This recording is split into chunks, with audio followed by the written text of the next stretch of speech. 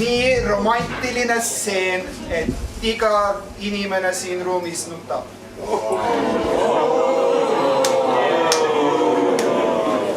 Otsa poiss, Kristjan, sinu mäng.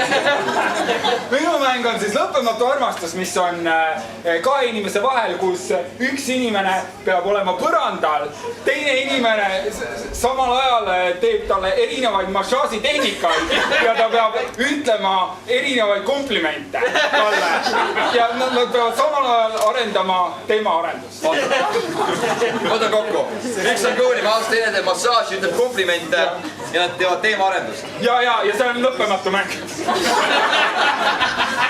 No nii, astuge ette, publik valib, kumb mäng teile rohkem meeldib. Valmis, jah? Ainult teie kaks olete minu südame jaoks. Ainult teie kaks. Sellest mulle piisab. Kas sinu süda pumpab ainult meie jaoks? Jaa, ma tegin vanni valmis. Me saaksime olla nii nunnud kõik kolmekesi. See on selles vanni see. Jaa, vanni sisse lähme. Mul on tunne, et minu süda pumpab ühist verd. Ja kõigi kolmega. Sa juba lähed. Ma tulen järgi. Kallis, kuule, ma tahan sulle öelda, et minu arust sul on nii säravad silmad, et need on nagu jõed, mis voolavad mu südamesse otse ja nii lahvatavad leegina, mul suur kirg on su vastu.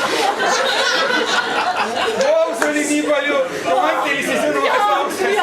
Kas sa tunned ennast romantilisena?